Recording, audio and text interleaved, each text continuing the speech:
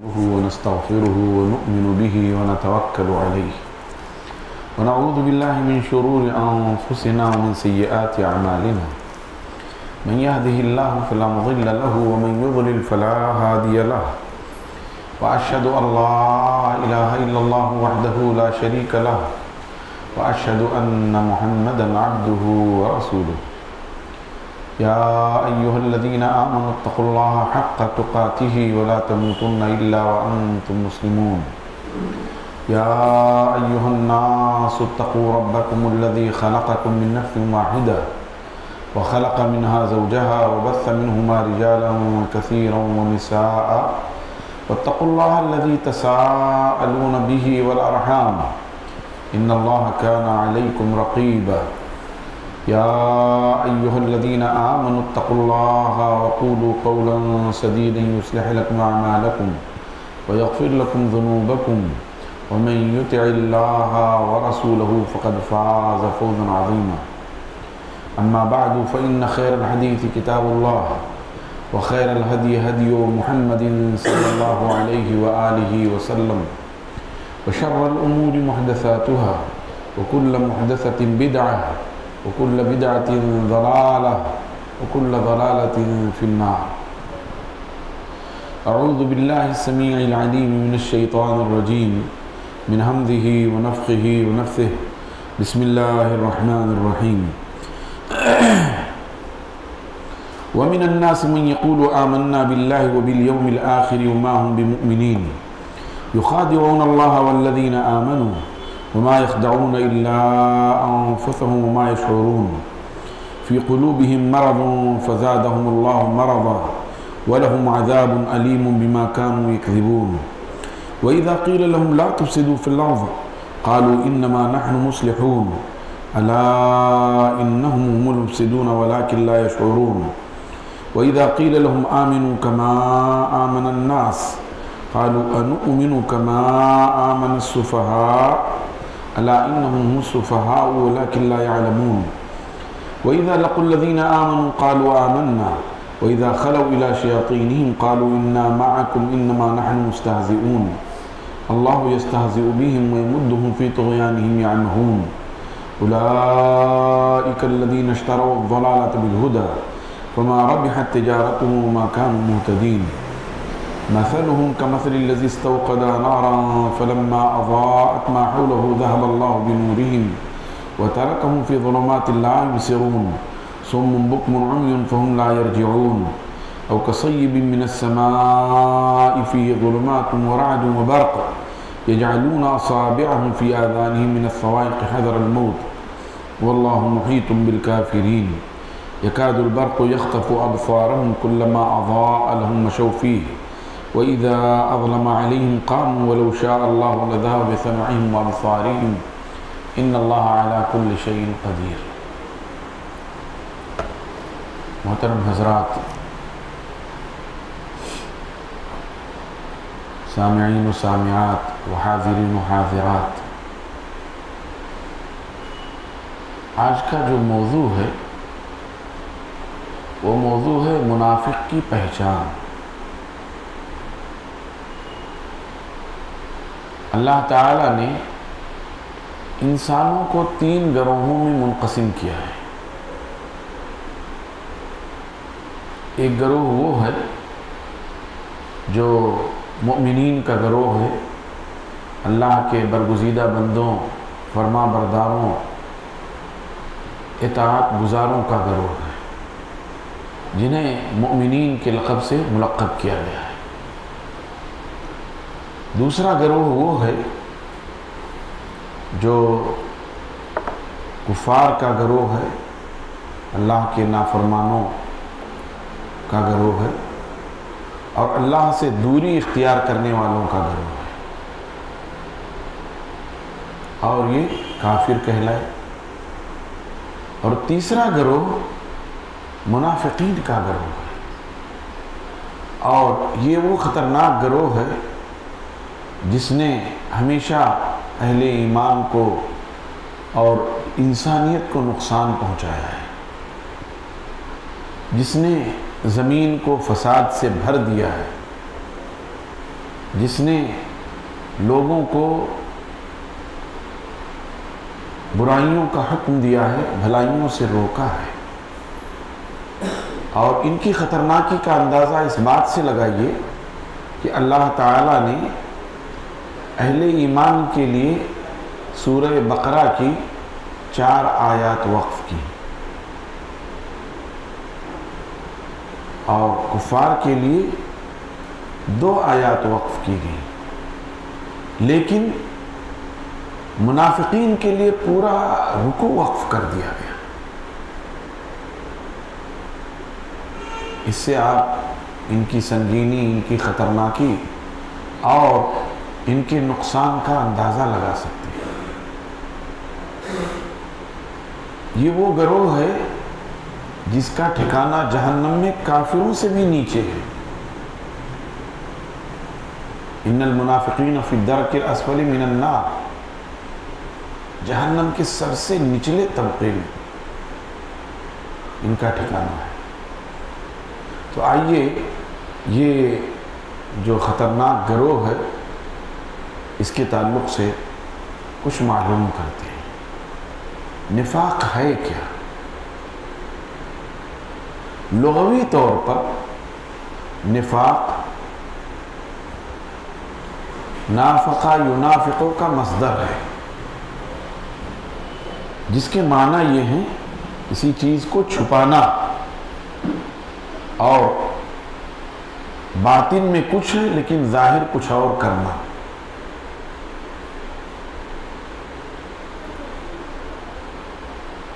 جیسے نفق ہے،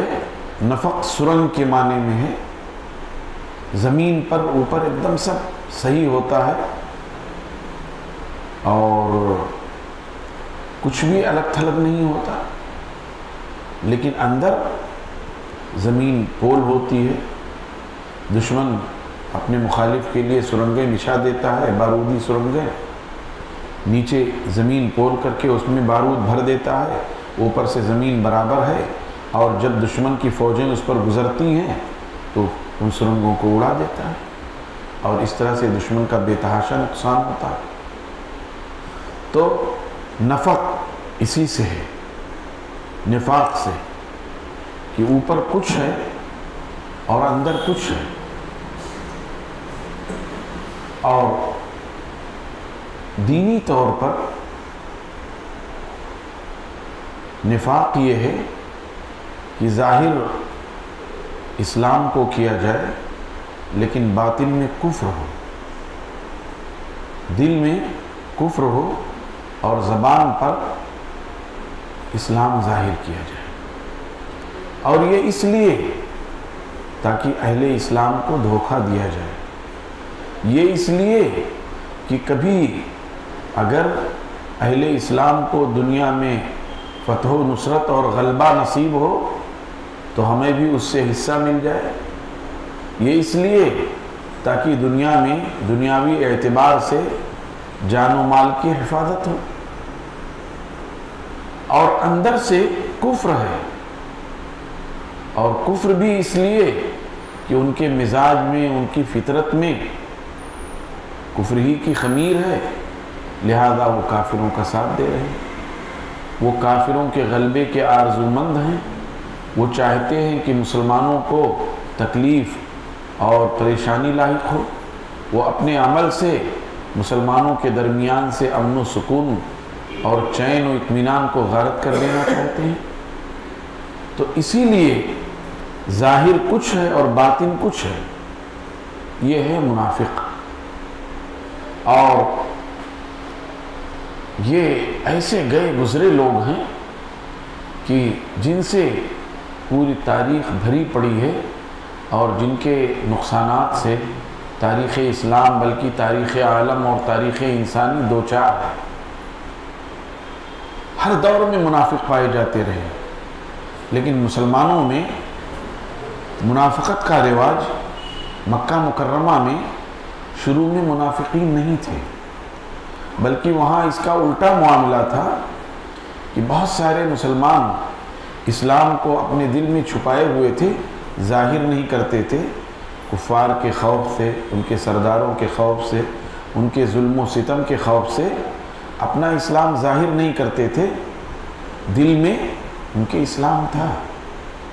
جبکہ منافقت میں کیا ہوتا ہے؟ زبان پر اسلام ہے، دل میں اسلام نہیں ہے۔ اور یہاں کیا تھا؟ دل میں اسلام ہوتا تھا لیکن زبان سے ظاہر نہیں کرتے تھے۔ تو مکی زندگی میں منافقین موجود نہیں تھے، اور خود مدینہ طیبہ کے ابتدائی دور میں بھی منافقین کا وجود نہیں تھا، اس لیے کہ مسلمانوں کو مدینہ طیبہ کے ابتدائی دور میں شان و شوکت، غلبہ نصیب نہیں ہوا تھا، بلکہ رسول اللہ صلی اللہ علیہ وسلم نے یہود مدینہ سے خود صلح کر لیا تھا۔ تو ابتدائی دور میں بھی منافقین نہیں تھے، لیکن جب اللہ تبارک و تعالیٰ نے اپنے فضل و کرم سے غزوہ بدر میں مسلمانوں کو غلبہ عطا فرمایا اور کفار کو شکست فاش ہوئی، تو عبداللہ ابن ابی ابن سلول اور اس کے ساتھیوں نے بادل ناخواستہ ظاہری طور پر اسلام کو قبول کر لیا اور یہ سمجھ لیا کہ اب اس کے بغیر چارہ نہیں ہے، اس لیے انہوں نے بادل ناخواستہ اسلام قبول کر لیا۔ اور پھر عبداللہ ابن ابی ابن سلول کے ساتھ ساتھ کچھ تھوڑے سے یہودیوں نے بھی ظاہری طور پر اسلام قبول کر لیا۔ ایسے ہی مدینہ طیبہ کے ارد گرد جو دیہاتی تھے، جو خاندان آباد تھے، ان میں سے بھی کچھ لوگوں نے بظاہر اسلام قبول کر لیا، لیکن اندر سے وہ مسلمان نہیں تھے، وہ مسلمانوں کو دھوکہ دیتے تھے۔ اسی لیے اللہ تعالیٰ نے فرمایا وَمِنَ النَّاسِ مَن يَقُولُ آمَنَّا بِاللَّهِ وَبِالْيَوْمِ الْآخِرِ وَمَا هُمْ بِمُؤْمِنِينَ، اور لوگوں میں سے کچھ تھوڑے سے لوگ ہیں جو کہتے ہیں ہم الہ واحد پر ایمان لے آئے، جبکہ صحیح بات یہ ہے کہ وہ مومن نہیں ہے۔ اللہ تعالیٰ نے اس بات کی گواہی دے دی کہ وہ مومن نہیں ہے، بس وہ زبانی طور پر ایمان لے آئے۔ تو اس طرح سے گویا مدینہ طیبہ میں غزوہ بدر کے بعد منافقین کا ظہور ہوا۔ اب یہ جو نفاق ہے جس کی تعریف آپ نے سن لی اور جن کی ابتدا آپ نے جان لی، ان منافقین کی دو قسمیں ہیں، ایک ہے نفاق اعتقادی اور ایک ہے نفاق عملی۔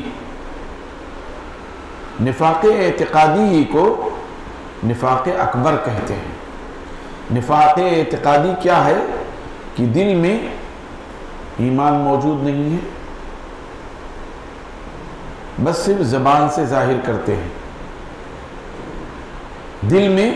رسول اللہ صلی اللہ علیہ وسلم کی محبت موجود نہیں ہے، صرف زبان سے ظاہر کرتے ہیں۔ دل میں اسلام کی محبت موجود نہیں ہے، صرف زبان سے ظاہر کرتے ہیں۔ دل میں ارکان اسلام سے محبت موجود نہیں ہے، صرف زبان سے ظاہر کرتے ہیں۔ تو اب ظاہر ہے جب صرف زبان سے ظاہر کرتے ہیں اور دل میں موجود نہیں ہے، تو جب اصل ہی موجود نہیں ہے، عقیدہ ہی موجود نہیں ہے، ایمان ہی موجود نہیں ہے، تو وہ مومن کیسے ہو سکتے ہیں؟ گویا عقیدے کے اعتبار سے یہ منافق ہیں۔ اور اسی لیے اللہ نے فرمایا وَمِنَ النَّاسِ مَن يَقُولُ آمَنَّا بِاللَّهِ وَبِالْيَوْمِ الْآخِرِ وَمَا هُمْ بِمُؤْمِنِينَ، لوگوں میں سے بعض لوگ ہیں جو کہتے ہیں ہم اللہ پر ایمان لے آئے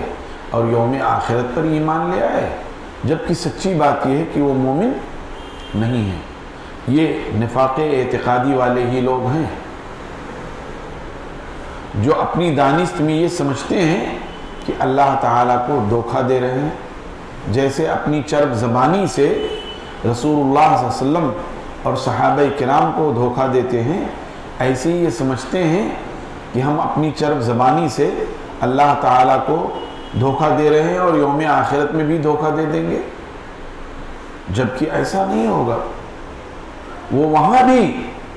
قسمیں کھائیں گے کہ ہم مومن تھے، اور اللہ تعالیٰ ان کے سامنے ان کا پورا کچا چٹھا رکھ دے گا اور اندازہ ہو جائے گا ان کو۔ تو یہ نفاق اعتقادی ہے، اور ایک ہے نفاق عملی کہ آدمی عملی طور پہ اس کے اندر نفاق موجود ہے۔ اور عملی طور پر نفاق کیا ہے کہ آدمی جھوٹ بولتا ہے، آدمی وعدہ کر کے وعدہ خلافی کرتا ہے، آدمی امانت میں خیانت کرتا ہے، آدمی گالی گلوج یعنی جھگڑے کے موقع پر گالی گلوج دینے لگتا ہے، آدمی اسی طریقے سے اور دوسرے کبائر میں مرتکب ہو جاتا ہے۔ تو یہ نفاق عملی ہے۔ ظاہر ہے کہ نفاق اعتقادی کا ٹھکانہ جہنم ہے۔ جو منافق عقیدے کے اعتبار سے یعنی جو نفاق اعتقادی میں مبتلا ہے اس کا ٹھکانہ جہنم ہے، اور وہ جہنم کے سب سے نچلے طبقے میں ہوگا، اور اللہ تبارک و تعالی اس کو کبھی معاف نہیں فرمائے گا۔ جو بغیر توبے کے مر گیا ہے اس کو معاف نہیں فرمائے گا، کیونکہ وہ کفر پہ مرا ہے۔ اور جو نفاق عملی میں مبتلا ہیں، نفاق عملی میں جو مبتلا ہیں، کبائر میں مبتلا ہیں، جیسے جھوٹ ہے، ہاں امانت میں خیانت ہے، جھگڑے کے وقت گالی گلوج ہے، وعدہ کر کے وعدہ خلافی ہے، اور اس طرح کی چیزیں، تو جو نفاق عملی میں مبتلا ہیں گویا وہ کبائر میں مبتلا ہے، وہ اللہ کی مشیت کے تحت ہیں۔ اگر وہ موحد ہیں، ان کے ہاں ایمان خالص موجود ہے، تو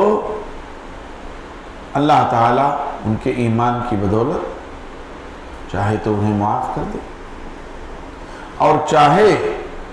تو ان کے جرم کی سزا دے کر کے انہیں جہنم میں ڈال کر کے اور ان کی سزا کے بعد ان کو نکال کر کے پھر جنت میں داخل کر دے۔ تو نفاق عملی جو مبتلا ہیں وہ انشاءاللہ کسی نہ کسی دن جنت کے مکین ہوں گے، لیکن جو نفاق اعتقادی میں مبتلا ہیں ان کا ٹھکانہ ہمیشہ ہمیش کے لیے جہنم ہے۔ اور نفاق اتنی شدید اور خطرناک بیماری ہے کہ صحابہ کرام رضوان اللہ علیہم اجمعین، جنہیں اللہ تعالیٰ نے اپنے آخری نبی صلی اللہ علیہ وسلم کی صحبت کے لیے منتخب فرمایا، جو انبیاء کے بعد انسانیت کی سب سے بہترین کڑی ہے، جنہوں نے اسلام کی سربلندی کے لیے اور اللہ کے کلمے کی نشر و اشاعت کے لیے اپنا سب کچھ داؤں پر لگا دیا،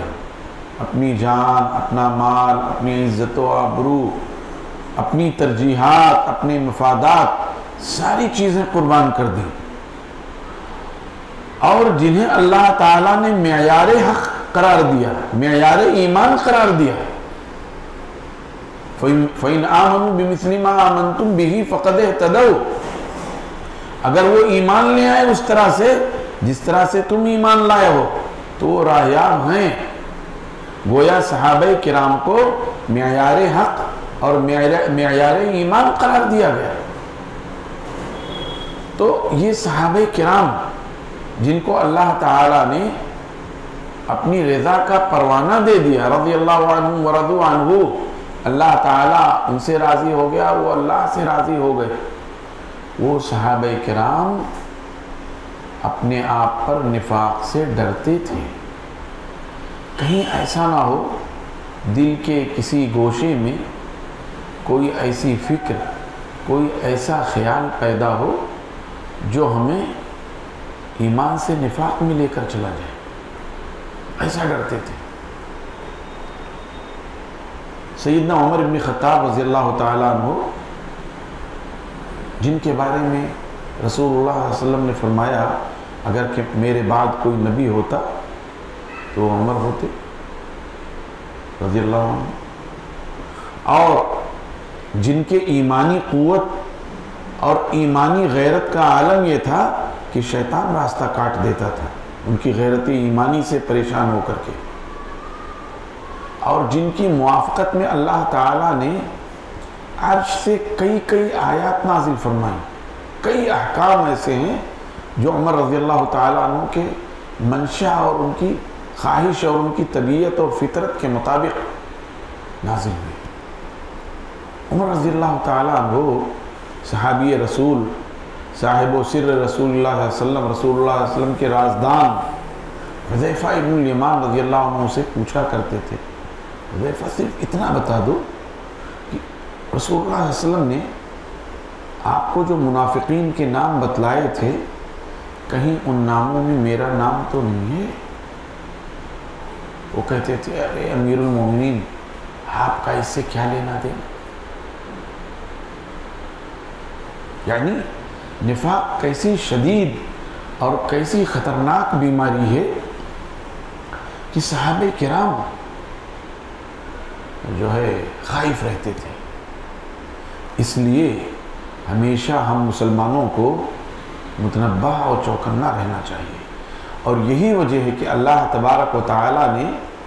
قرآن پاک میں امتوں میں سب سے زیادہ یہود کا تعارف کروایا، کیونکہ وہ صاحب علم تھے لیکن انہوں نے شریعت کا اسی قدر مذاق اڑایا، اسی لیے کہیں یہود کی صفات نہ پیدا ہو جائیں، اسی لیے یہود کا سب سے زیادہ تعارف کروایا، نصارہ سے بھی زیادہ تعارف یہود کا کروایا، اور ایسے ہی انسانی گروہوں میں منافقین کا سب سے زیادہ تعارف کروایا، جگہ جگہ، اور جہاں کہیں تعارف کروایا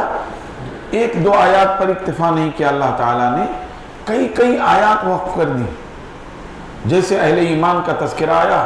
ایک دو آیت میں تذکرہ کر کے سلسلہ کلام آگے بڑھا دیا اللہ نے، منافقین کا کفار کا تذکرہ آیا وہاں بھی ایک دو آیات ذکر کر کے بات آگے بڑھ گئی، لیکن منافقین کا جہاں کہیں تذکرہ ہوا اللہ تعالیٰ نے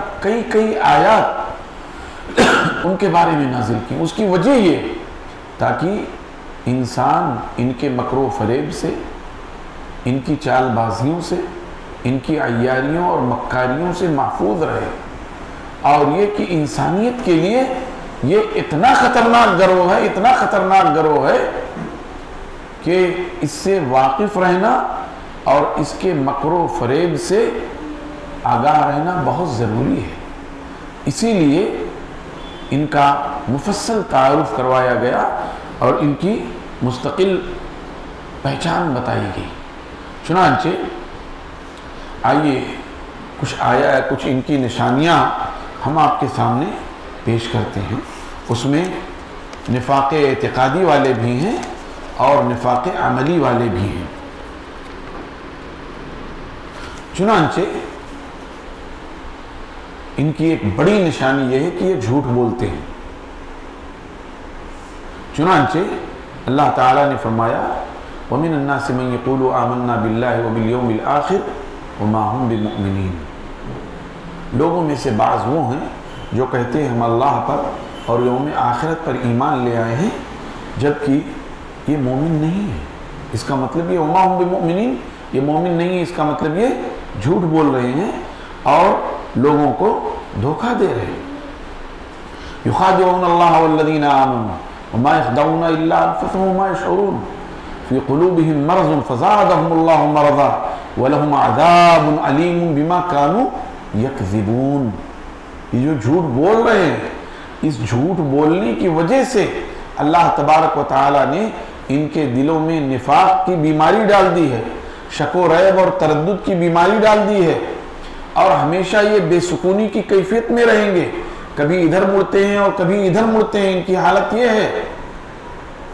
تو منافقین کی ایک بڑی پہچان یہ ہے کہ جھوٹ بولتے ہیں، اور اس علامت کا تعلق نفاق اعتقادی سے بھی ہے اور نفاق عملی سے بھی ہے، نفاق عملی سے بھی ہے۔ بہت سارے مسلمان جو مومن ہیں، صحیح العقیدہ ہیں، لیکن جھوٹ بولتے ہیں۔ جب جھوٹ بولتے ہیں تو اس کا مطلب نفاق عملی کی ایک خصلت ان کے اندر پائی جا رہی ہے، نفاق عملی کی ایک خصلت ان کے اندر پائی جا رہی ہے۔ اس لیے مسلمانوں کو جھوٹ سے دوری اختیار کرنا چاہیے، کبھی جھوٹ نہیں بولنا چاہیے، چاہے وہ اپنے آپ پر اس کا وبال ہو، اپنے کسی متعلق پر، اپنے رشتہ دار پر، اپنے خیش و اقارب پر ہو، لیکن جھوٹ نہیں بولنا چاہیے۔ تو ایک بڑی نشانی یہ بتائی گئی کہ یہ جھوٹ بولتے ہیں۔ ایسی ہی دوسری نشانی ہے مکر و فریب کرنا اور دھوکہ دینا۔ یہ اللہ کو اور اہل ایمان کو دھوکہ دے رہے ہیں، یخادعون اللہ، اللہ کو دھوکہ دے رہے ہیں، والذین آمنوا، اور ان لوگوں کو دھوکہ دے رہے ہیں جو ایمان لائے ہیں، اللہ کو اور اہل ایمان کو دھوکہ دے رہے ہیں، جبکہ اللہ کو کیا دھوکہ دے سکتے ہیں؟ وَهُوَ خَادِعُهُمْ، اللہ نے خود ہی ان کو دھوکے میں ڈال دیا ہے۔ یہ سمجھتے ہیں کہ ہم اللہ تعالیٰ کو دھوکہ دے رہے ہیں، اللہ تعالیٰ نے ان کو ڈھیل دے کر کے اور ان کے مکر و فریب کو پوشیدہ رکھ کر کے ان کو خود ہی دھوکے میں ڈال دیا ہے، اور کل جب قیامت میں ان کی پیشی ہوگی تو سارا کا سارا راز کھل جائے گا۔ کل جب اہل ایمان کو ان کا نور عطا کیا جائے گا اور وہ اپنے نور کی روشنی میں چل رہے ہوں گے، کسی کو بہت بڑا نور جیسے پہاڑ کے مانند نور دے دیا جائے گا، کسی کو اس سے چھوٹا، کسی کو اس سے چھوٹا، یہاں تک کہ سب سے چھوٹا نور یہ ہوگا کہ مومن کے پیر کے انگوٹھے میں روشنی ہوگی اور وہ اس سے چل رہا ہوگا۔ اللہ تعالی ہم سب کو نور سے بھرپور حصہ عطا فرمائے۔ تو نور کی روشنی میں جب چل رہے ہوں گے تو یہ منافق مرد اور منافق عورتیں، ان کا نور بجھ جائے گا، تھوڑی دور چلیں گے تو کہیں گے ذرونا نقتبس من نورکم، ذرا ٹھہرو، ہم بھی تمہارے نور کی روشنی میں چل پڑیں، ہم بھی تھوڑا اس سے فائدہ اٹھا لیں۔ کہا جائے گا قیل ارجعوا وراءکم فالتمسوا نورا، کہا جائے گا پیچھے لوٹ جاؤ اور وہاں نور تلاش کرو، اور وہ جب پیچھے لوٹیں گے تو ان کے درمیان دیوار حائل کر دی جائے گی۔ تو یہ دھوکہ دے رہے ہیں، لیکن یہ خود دھوکہ کھا رہے ہیں۔ یخادعون اللہ والذین آمنوا وما یخدعون الا انفسهم، یہ اپنے آپ کو دھوکہ دے رہے ہیں، وما یشعرون، لیکن ان کی بلادت اور ان کی بیوقوفی اور ان کی حماقت کا عالم یہ کہ ان کو اتنا بھی احساس نہیں ہے کہ ہم اپنے آپ کو دھوکہ دے رہے ہیں، یعنی فہم و شعور کی دولت سے محروم کر دیے گئے ہیں۔ جو حقیقی فہم و شعور ہے، ادراک ہے، اس سے محروم کر دیے گئے ہیں، لیکن ان کو اس کا بھی احساس نہیں ہے کہ ہم تو محروم کر دیے گئے، اتنا بھی احساس نہیں ہے۔ تو یہ دوسری ان کی خصلت یہ ہوئی کہ یہ اللہ کو اور اہل ایمان کو دھوکہ دے رہے ہیں اور ان کے ساتھ مکر و فریب کر رہے ہیں، جبکہ صحیح بات یہ ہے کہ وہ خود ہی مکر و فریب کھا رہے ہیں، خود ہی اپنے آپ کو اس میں مبتلا کر رہے ہیں۔ ایسی ہی ان کی ایک تیسری علامت اور نشانی یہ بتائی گئی کہ یہ سمجھتے ہیں کہ ہم اصلاح کر رہے ہیں لوگوں میں، ہاں، دو ٹکڑے وہاں ڈال دیے، دو ٹکڑے وہاں ڈال دیے، اور لوگوں کے درمیان نفرت کی بیج بو رہے ہیں، لیکن یہ سمجھتے ہیں کہ صاحب ہم اصلاح کر رہے ہیں، ہم روشن خیال لوگ ہیں، ہاں۔ جیسے ہر دور میں ایسے مسلمان ہیں، آج بھی مسلمانوں میں ایسے لوگ موجود ہیں جو کفار سے دوستی رکھتے ہیں اور وہ یہ سمجھتے ہیں صاحب ہم خیر سگالی کا کام کر رہے ہیں، ہم دو قوموں کے درمیان اجتماع کا کام کر رہے ہیں، دو قوموں کے درمیان ہم جو ہے ملاپ کا کام کر رہے ہیں، برج اور پل کا کام کر رہے ہیں، جبکہ حقیقت یہ ہے کہ یہ مزید فساد برپا کر رہے ہیں۔ اسی لیے جب ان سے کہا جاتا ہے وَإِذَا قِيلَ لَهُمْ لَا تُفْسِدُوا فِي الْأَرْضِ قَالُوا إِنَّمَا نَحْنُ مُصْلِحُونَ أَلَا إِنَّهُمْ هُمُ الْمُفْسِدُونَ وَلَكِنْ لَا يَشْعُرُونَ۔ جب ان سے کہا جاتا ہے کہ روئے زمین میں فساد نہ مچاؤ، لا تفسدوا فی الارض، روئے زمین میں فساد نہ مچاؤ، قالوا انما نحن مصلحون، کیا بات کر رہے ہیں صاحب، سارا اصلاح تو ہمارے دم قدم سے ہے، انما نحن مصلحون، ہم ہی مصلح لوگ ہیں، اور آپ ہمارے تعلق سے کہتے ہیں فساد نہ مچاؤ، تو ہم فساد سے ہمارا کیا لینا دینا، ہم تو اصلاح کرنے والے لوگ ہیں۔ اللہ نے فرمایا الا انہم هم المفسدون، خبردار خبردار یہی لوگ فساد کرنے والے ہیں، الا انہم هم المفسدون ولکن لا یشعرون، فساد کر بھی رہے ہیں اور بزوم خیش یہ سمجھتے ہیں کہ ہم اصلاح کا کام کر رہے ہیں۔ تو معاشرے میں لوگوں کے درمیان لکڑی لگانا، لوگوں کے درمیان نفرت پیدا کرنا، لوگوں کے درمیان تفریق ڈالنا، یہ فساد ہی کی شکل ہے، گرچہ وہ یہ سمجھتے ہوں کہ ہم اصلاح کر رہے ہیں لیکن یہ فساد ہی کی شکل ہے۔ اسی لیے یہ منافق کی نشانی قرار پائی کہ خود یہ سمجھتے ہیں کہ اصلاح کر رہے ہیں، جبکہ حقیقت یہ ہے کہ وہ اصلاح کا کام نہیں کر رہے ہیں۔ اسی طریقے سے صحابہ کرام رضوان اللہ علیہم اجمعین کو برا بھلا کہنا، ان کی تخفیف کرنا، ان کی توہین کرنا، یہ بھی منافق کی نشانیوں میں سے ہے، اور یہ نفاق اعتقادی ہے سمجھیے ایک طرح سے۔ صحابہ کرام کو جو معیار ہدایت ہیں، وَإِذَا قِيلَ لَهُمْ آمِنُوا كَمَا آمَنَ النَّاسِ قَالُوا أَنُؤْمِنُ كَمَا آمَنَ السُّفَهَاءُ أَلَا إِنَّهُمْ هُمُ السُّفَهَاءُ وَلَكِنْ لَا يَعْلَمُونَ، اور جب ان سے کہا جاتا ہے، کن سے؟ وہی وَمِنَ النَّاسِ مَن يَقُولُ آمَنَّا بِاللَّهِ، لوگوں میں سے بعض وہ ہیں جو کہتے ہیں کہ ہم اللہ پر ایمان لے آئے اور یوم آخرت پر ایمان لے آئے،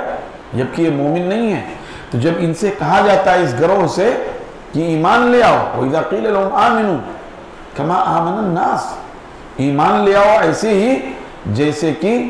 لوگ ایمان لائے، اور الناس سے مراد بالاتفاق صحابہ کرام ہیں، اس لیے کہ جب قرآن پاک نازل ہوا،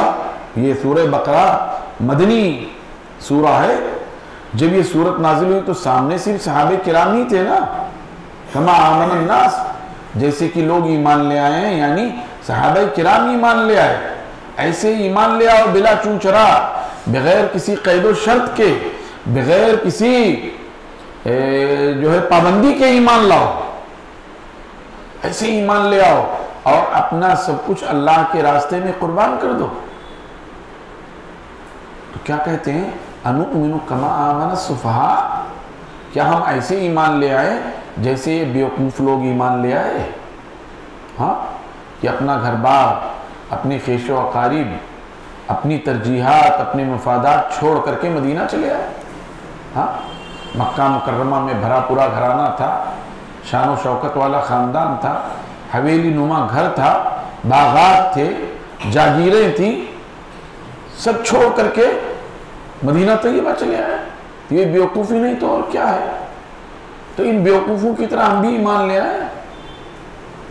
10 لوگ رہتے ہیں اور 100 کفار سے مقابلہ کرنے چلے جاتے ہیں اور اللہ کے راستے میں مارے جاتے ہیں، اپنے آپ کو ہلاک کر رہے ہیں، ان بیوقوفوں کی طرح ہم بھی ایمان لے آئے۔ یہ منافقین یہ کہتے ہیں کہ ایسے ہم انؤمن کما آمن السفہاء، ایسے ایمان لے آئے جیسے بیوقوف لوگ ایمان لائے۔ گویا یہ صحابہ کرام کو کیا کہتے ہیں؟ بیوقوف کہتے ہیں، احمق کہتے ہیں، ہاں کم عقل کہتے ہیں۔ گویا یہ منافقین کی نشانی بتائی گئی۔ اب اگر کوئی صحابہ کرام کو برا بھلا کہتا ہو تو کیا ہوا؟ شیعہ تو ہیں، کھلے ہوئے ہیں شیعہ۔ مسلمانوں میں بھی جو اپنے آپ کو صحیح العقیدہ سمجھتے ہیں، ان میں بھی بہت سے لوگ نام نہاد مفکرین، نام نہاد دانشوران یہ سمجھتے ہیں کہ صاحب ہم ان کے مقابلے میں زیادہ ہوشیار ہیں، اور صحابہ کرام پر طنز و تحقیر کے تیر چلاتے ہیں۔ ہاں، اور بڑے بڑے عالم اپنے آپ کو بڑا عالم اور مفکر سمجھتے ہیں، وہ لوگ بھی صحابہ کرام رضوان اللہ علیہم اجمعین پر طنز و تحقیر کرتے ہیں۔ ظاہر ہے یہ نفاق ہے۔ کوئی بھی ہو، کتنا بھی بڑا عالم ہو، کتنے بڑے حلقے کا پیر ہو، اس سے کوئی فرق نہیں پڑتا۔ جو صحابہ کرام رضوان اللہ علیہم اجمعین کو برا بھلا کہے، وہ قرآن پاک کی روشنی میں نفاق کی خصلت اس کے اندر پائی گئی ہے۔ کوئی بھی ہو، کتنا بڑا ذمہ دار ہو، اس کے اندر نفاق کی خصلت پائی گئی ہے۔ وَإِذَا قِيلَ لَهُمْ آمِنُوا كَمَا آمَنَ النَّاسِ قَالُوا أَنُؤْمِنُ كَمَا آمَنَ السُّفَهَاءُ أَلَا إِنَّهُمْ هُمُ السُّفَهَاءُ وَلَكِنْ لَا يَعْلَمُونَ۔ قرآن پاک نے خود ہی گواہی دے دیا کہ وہ بے وقوف ہیں، کم عقل ہیں، سفیہ ہیں، جاہل ہیں، لیکن ان کے اندر اتنی تمیز نہیں کہ وہ یہ جان سکیں کہ ہاں ہم بے وقوف ہیں، وَلَكِنْ لَا يَعْلَمُونَ، وہ نہیں سمجھتے۔ تو صحابہ کرام کو برا بھلا کہنا بھی منافق کی پہچان میں سے ہے۔ ایسے ہی غداری کرنا، ہاں دھوکہ دینا اور وعدہ خلافی کرنا، یہ بھی منافقین کی علامتوں میں سے ہے۔ چنانچہ مدینہ طیبہ سے غزوہ احد میں جب مسلمان نکلے، عبداللہ ابن ابی ابن سلول اور اس کی جماعت بھی ساتھ تھی، اور مدینہ طیبہ سے تھوڑی ہی دور گئے، 3-4 کلومیٹر گئے ہوں گے، کہ عبداللہ ابن ابی ابن سلول نے یہ کہا کہ چونکہ ہماری بات نہیں مانی گئی، ہم نے مشورہ دیا تھا کہ مدینہ طیبہ میں رہ کر کے ہی عرب فوجوں کا مقابلہ کیا جائے، عرب کے قبائل کا مقابلہ کیا جائے، کفار کا مقابلہ کیا جائے۔ لیکن چونکہ ہماری بات نہیں مانی گئی اور مدینہ طیبہ سے باہر نکل کر کے مقابلے کا فیصلہ ہوا ہے، لہٰذا ہم ساتھ نہیں دیں گے۔ جبکہ مدینہ طیبہ سے نکلتے وقت ساتھ تھے، اور تھوڑا آگے بڑھ کر کے انہوں نے دھوکہ دیا، غداری کی، اور 300 لوگ وہاں سے نکل گئے، اور 700 مسلمانوں کا اسلامی لشکر کفار کے مقابلے کے لیے احد کے میدان میں پہنچ گیا۔ تو منافق کی ایک بڑی علامت غداری ہے۔ چنانچہ ہر دور میں منافقین کی اسی صفت نے مسلمانوں کو غیر معمولی نقصان پہنچایا۔ ہر دور میں مسلمانوں کو نقصان پہنچایا ہے۔ آج کے اس دور میں بھی مسلمانوں کو نقصان پہنچا رہے ہیں، اور حالت یہ ہے کہ جہاں کہیں ان کو فائدہ نظر آ جاتا ہے وہاں چل پڑتے ہیں، اور جہاں کہیں وہ فائدہ ختم ہوا دوسری طرف چلے جاتے ہیں۔ تو یہ ایک بڑی خصلت ہے اور ایک بڑی پہچان ہے کہ منافقین میں غداری کی صفت پیدا ہو جاتی ہے۔ ایسے ہی کفار اور یہود سے تعلقات قائم رکھنا اور مسلمانوں کے خلاف سازشیں کرنا۔ منافقین کا معاملہ یہی تھا کہ مدینہ طیبہ کے یہودیوں سے انہوں نے رابطہ کر رکھا تھا، اور انہی کے ایما پر، انہی کے اکساوے پر انہوں نے مسجد زرار بنائی تھی، اور پھر انہی کے کہنے سننے سے یہ معاملہ ہوا تھا۔ تو مسلمانوں کے مقابلے میں کفار سے، یہود سے، نصارہ سے، باطل پرستوں سے تعلقات استوار رکھنا اور ان کے لیے اپنے دل میں نرم گوشہ رکھنا، یہ ان کی صفات میں سے ہے۔ چنانچہ قرآن پاک نے کئی مقامات پر اس طرح کی بات کہی ہے کہ ان سے کبھی، منافقین سے کبھی دوستی اور قربت نہ رکھی جائے اور اپنے آپ کو دور کر لیا جائے۔ ہاں، اور اسی طریقے سے منافقین کی ایک صفت میں سے یہ ہے کہ یہ جب نماز کے لیے آتے ہیں تو بڑی سستی اور کاہلی کے ساتھ آتے ہیں۔ ہاں، وَإِذَا قَامُوا إِلَى الصَّلَاةِ قَامُوا كُسَالَىٰ يُرَاءُونَ النَّاسَ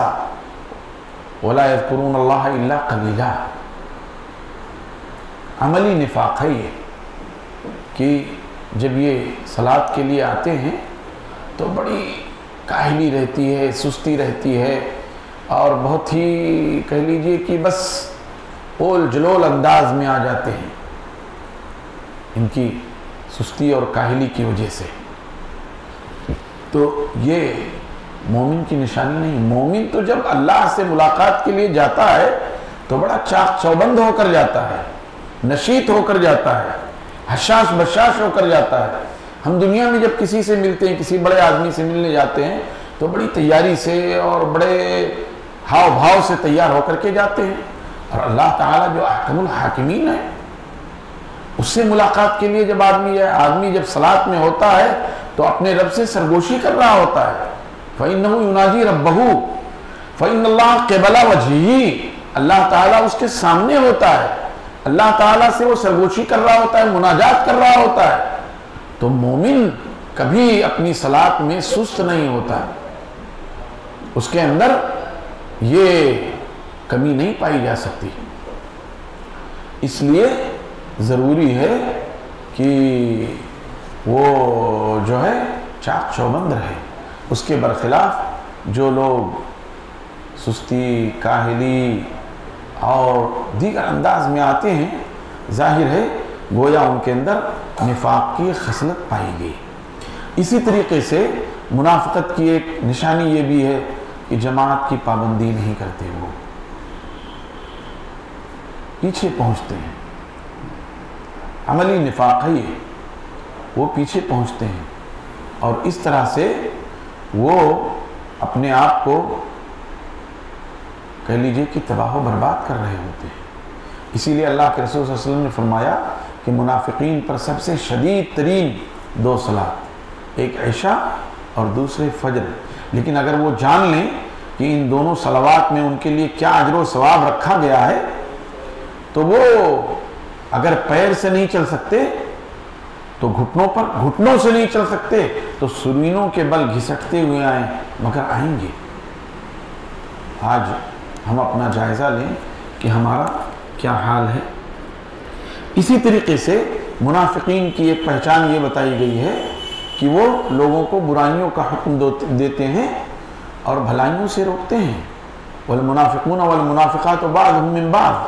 یأمرون بالمعروف وینہون عن المنکر یأمرون بالمنکر وینہون عن المعروف۔ منافقین بعض سے ہیں، منافقین مردوں سے، عورتوں سے، بعض سے ہیں۔ یأمرون بالمنکر، یہ لوگوں کو برائیوں کا حکم دیتے ہیں، وینہون عن المعروف، اور بھلائیوں سے روکتے ہیں۔ آج اگر معاشرے میں کوئی اس طرح کی حرکت کر رہا ہے تو وہ یہ سمجھ لے کہ اس کے اندر نفاق کی اس طرح کی خصلت پائی گئی ہے۔ اسی طریقے سے مسلمانوں کے درمیان فرقہ واریت پیدا کر دینا، ان میں تفریق کروا دینا، معمولی چیزوں کو لے کر کے ان کے درمیان دوری پیدا کر دینا، اپنی انا کا مسئلہ بنا لینا اور اپنے آپ کو جو ہے اس موڑ پر لے آنا کہ مسلمانوں میں دو گروہ پیدا ہو جائے، یہ بھی منافقین کی علامات میں سے بتائی گئی۔ اسی طریقے سے حقائق کو مسخ کر دینا، جو صحیح بات ہو اس کو چھپا دینا اور اس کے خلاف، وہ تو میں نے شروع ہی میں بتا دیا کہ نفاق کیا ہے، کہ ظاہر کچھ اور باطن کچھ. تو اس میں یہی ایک خصلت یہ ہے کہ حقائق کو چھپا دینا. جیسے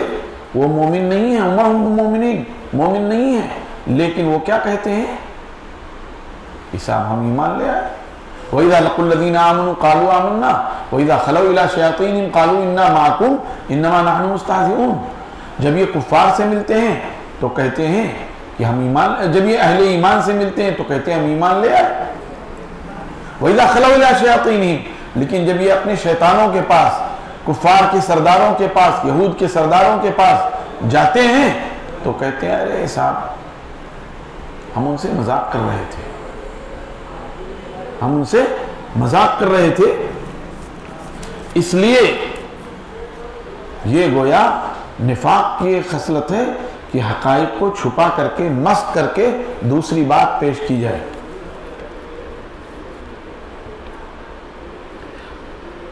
اسی طریقے سے اللہ کی راہ میں جو آزمائشیں آتی ہیں ان کو برداشت نہ کرنا، یہ بھی نفاق کی ایک پہچان ہے. وَمِنَ النَّاسِ مَنْ يَعْبُدُ اللَّهَ عَلَى حَرْفٍ فَإِنْ أَصَابَهُ خَيْرٌ اطْمَأَنَّ بِهِ وَإِنْ أَصَابَتْهُ فِتْنَةٌ انقلب عَلَى وَجْهِهِ خَسِرَ الدُّنْيَا وَالْآخِرَةَ. لوگوں میں سے بعض وہ ہیں کہ اگر انہیں بھلائی پہنچتی ہے تو خوش رہتے ہیں، صاحب ہمارے لیے، اور جب آزمائش آتی ہے تو ایڑیوں کے بل پلٹ جاتے ہیں. لوگوں میں سے بعض وہ ہیں جو اللہ کی عبادت ایک کنارے پر کر رہے ہیں، بالکل کنارے ہیں، بھلائیاں مل رہی ہیں تو بڑے خوش ہیں، اور جہاں آزمائش شروع ہوئی وہاں ایک کنارے ہو گئے. مسلمانوں کو سربلندی مل رہی ہے تو مسلمانوں کے ساتھ ہیں، اور جہاں مسلمانوں کی آزمائش شروع ہوئی وہاں کافروں کے ساتھ چلے گئے. اسی لیے اللہ کے رسول صلی اللہ علیہ وسلم نے فرمایا کہ منافق کی مثال اس بکری کی سی ہے جو دو ریوڑوں کے درمیان ہے، کبھی ادھر کبھی ادھر، کہ کبھی اس کی طبیعت ہوتی ہے ادھر چلی جاؤں اور کبھی ادھر، اور اس کو کسی حال میں مذبذبین بین ذالک لا الہ ہؤلاء ولا الہ ہؤلاء، وہ کو شک و ریب میں ہے، تردد میں ہے، نہ کلی طور پہ اس طرف ہیں نہ کلی طور پہ اس طرف ہیں، نہ اہل ایمان کی طرف ہیں نہ اہل کفر کی طرف ہیں. تو آزمائشوں کو برداشت نہ کرنا. اسی طریقے سے منافقین کی ایک علامت یہ ہے کہ جب پہچان یہ ہے کہ جب مسلمانوں پر کوئی آفت اور کوئی مصیبت آتی ہے، شکست سے دو چار ہوتے ہیں تو ان کو خوشی ہوتی ہے، ان کو خوشی ہوتی ہے، فرحوا بہا، خوش ہو جاتے ہیں اس سے. اور جب مسلمانوں کو غلبہ نصیب ہوتا ہے تو اندر اندر سے کڑھنے لگتے ہیں. آج بھی بہت سارے اس طرح کے لوگ آپ کو ملیں گے. اسی طریقے سے مسلمانوں کو خوف زدہ کرنے کے لیے طرح طرح کی افواہیں پھیلا دینا. ہاں صاحب وہ تو مسلمانوں کے ساتھ ایسا ہو گیا ویسا ہو گیا. میں جو اکثر روکتا ہوں اور اکثر میں اپنی تقریروں میں یہ بات کہتا ہوں کہ یہ جو موب لنچنگ کے واقعات ہوتے ہیں اس کو ہم مسلمانوں کو اپنے موبائل سے شیئر اور آگے نہیں کرنا چاہیے. یہ تو کفار جان بوجھ کر کے مسلمانوں کی ذہنیت کو خوفزدہ کرنے کے لیے اور نفسیاتی طور پر ان کو پریشان کرنے کے لیے ایسا کرتے ہیں. سمجھ رہے ہیں؟ وہ جان بوجھ کر. اور ہم مسلمانوں کی سادہ لوحی یہ ہے کہ کوئی ایک مل جاتا ہے بس اس کو شیئر پر شیئر کرے چلے جاتے. اس سے کیا ہوتا ہے؟ مسلمانوں میں پست ہمتی پیدا ہوتی ہے اور ان میں خوف پیدا ہوتا ہے. اس لیے اس طرح کے ویڈیو یا یہ جو ابھی غیر مسلموں کے ساتھ مسلم لڑکیوں والے ویڈیو یہ کفار جان بوجھ کر ڈالتے ہیں اور ہم مسلمان بھی سمجھتے ہیں کہ ہم دعوت کا کام کر رہے ہیں، مسلمانوں کو آگاہ کر رہے ہیں. ارے بھائی آگاہ کرنے کے اور بھی طریقے ہیں. اس طرح کی چیزیں ملیں تو آپ انہی کی روشنی میں ایک چھوٹا سا مضمون بنائیے، قرآن پاک کی ایک آیت بنائیے آیت لیجئے، اس کا ترجمہ کیجئے اور کہیے کہ اس طرح کی چیزیں آج معاشرے میں پھیل رہی ہیں، لہٰذا ہمیں اس سے بچنا چاہیے۔ چہ جائے کہ وہ اس لڑکی کی تصویر دکھاتے ہیں اور ہندو لڑکا لے کے جا رہا اور یہ اور وہ دنیا بھر کی چیزیں،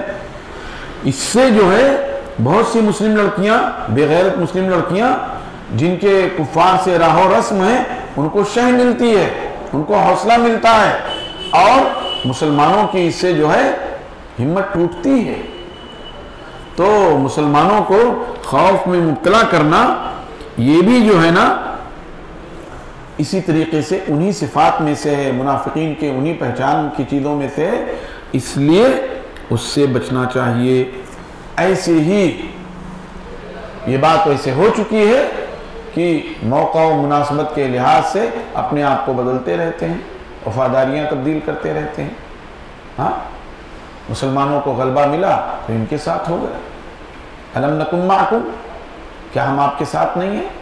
تاکہ مال غنیمت سے حصہ ملے، تاکہ ہمیں بھی کچھ گنا جائے۔ اور جب کفار کے ساتھ ہوتے، کفار کو غلبہ ملتا ہے تو الم نستحوذ علیکم ونمنعکم من المؤمنین، ہم آپ کی طرف سے دفاع کر رہے تھے، مسلمانوں کو روک رہے تھے، تب آپ کو یہ غلبہ ملا ہے۔ تو وفاداریاں تبدیل کرتے رہتے ہیں۔ اسی طریقے سے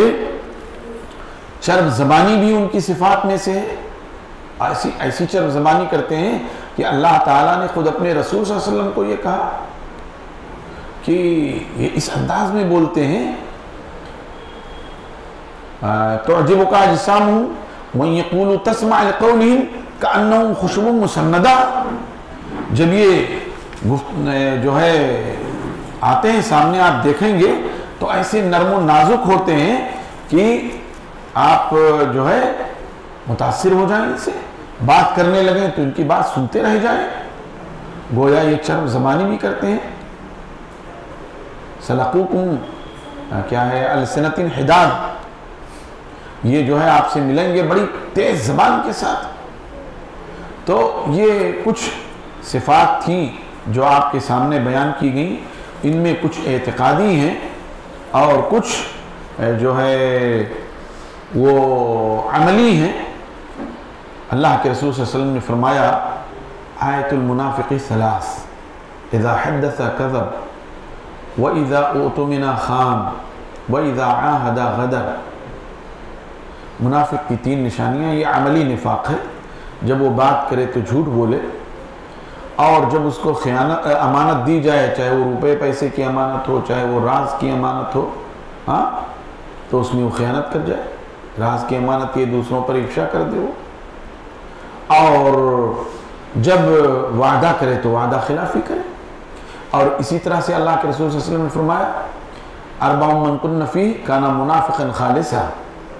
چار خصلتیں ایسی ہیں جس کے اندر وہ منافق، خالص منافق ہوا، اور اگر اس کے اندر ایک خصلت پائی گئی تو گویا اس کے اندر نفاق کی ایک خصلت پائی گئی۔ اور اس میں یہی بات کہی گئی کہ جب وہ بات کرے تو جھوٹ بولے، جب وہ وعدہ کرے تو وعدہ خلافی کرے، جب اس کو امانت سونپی جائے تو اس میں خیانت کرے، اور جب لڑائی جھگڑا ہو تو گالی گلوچ بکنے لگے۔ اللہ تعالیٰ سے دعا ہے کہ اللہ تعالیٰ ہم سب کو نفاق جیسی خطرناک اور مہلک بیماری سے محفوظ رکھے، نفاق اعتقادی سے محفوظ رکھے کہ اس کا ٹھکانہ جہنم ہے، اور نفاق عملی سے محفوظ رکھے کہ اس پر بھی آدمی گنہگار ہوگا، اور عجب نہیں کہ اللہ تعالیٰ اس کی پکڑ کر لے اور اس کی وجہ سے اسے کچھ عرصے کے لیے جہنم میں جانا پڑے، پھر اللہ تعالیٰ اپنے فضل سے اسے جنت میں داخل فرما دے۔ تو یہ نفاق کے تعلق سے تھوڑی سی باتیں تھیں جو آپ کے سامنے پیش کی گئیں۔ اللہ تعالیٰ ہم سب کو ہمارے ایمان میں خالص کر دے، ہمارے اندر ایمانی صفات پیدا فرما دے، ہم سب کو جب تک دنیا میں زندہ رکھے ایمان و عمل صالح کے ساتھ زندہ رکھے، اور مومن صادق بنا کر زندہ رکھے، اور نفاق اور اسی طرح سے فسق و فجور، معصیت اور نافرمانی سے محفوظ رکھے۔ اللہ تعالی ہماری اس حاضری کو قبول فرمائے، اور جب تک اور ہم سب کا خاتمہ بالخیر کرے۔ سبحان ربک رب العزت عما یصفون وسلام علی المرسلین والحمد للہ رب العالمین۔ وصلی اللہ وسلم وبارک علی نبینا محمد وعلی آلہ وصحبہ اجمعین. والسلام علیکم ورحمۃ اللہ وبرکاتہ.